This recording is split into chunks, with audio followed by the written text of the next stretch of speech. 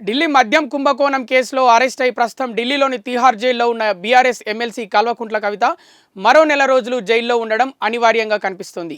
ఈ కేసులో మార్చి 5న కవిత అరెస్ట్ అయ్యారు. తిహార్ జైల్లో ఉండగానే సిబిఐ మరోమారు అరెస్ట్ చేసింది. బెయిల్ కోసం ఆమె ప్రయత్నించిన ప్రతిసారి నిరాశ ఎదురవుతోంది. కుమారుడికి పరీక్షలు ఉన్నాయని మధ్యంతర బెయిల్ ఇవ్వాలన్న అభ్యర్థనను కూడా రౌస్ ఎవెన్యూ కోర్టు తోసిపుచ్చింది. బెయిల్ కోసం కవిత పెట్టుకున్న పిటిషన్పై మే 27, 28న వాదనలు జరగ్గా తీర్పును కోర్టు రిజర్వ్ చేసింది. బెయిల్పై తీర్పును కోర్టు రిజర్వ్ చేయడంతో కవిత మరో నెల రోజులు జైల్లో ఉండక తప్పని పరిస్థితి నెలకొంది. నేటి నుంచి ఈ నెల 29 వరకు కోర్టుకు వేసవి సెలవులు కావడంతో రిజర్వ్ చేసిన తీర్పు వెలువడే అవకాశం లేదు. కవిత తరపు న్యాయవాది మోహిత్ రావు నిన్న బెయిల్ పిటిషన్ అంశాన్ని కోర్టులో లేవనెత్తినప్పటికీ కేసు లిస్టు కాలేదని రిజిస్ట్రార్ తెలియజేశారు. దీంతో కోర్టు సెలవులు ముగిశాక కానీ బెయిల్పై తీర్పు వెలువడే అవకాశం లేకుండా పోయింది. జూన్ 30 ఆదివారం కావడంతో జూలై మొదటి వారంలోనే కవిత బెయిల్ పిటిషన్పై తీర్పు వెలువడే అవకాశం ఉంది.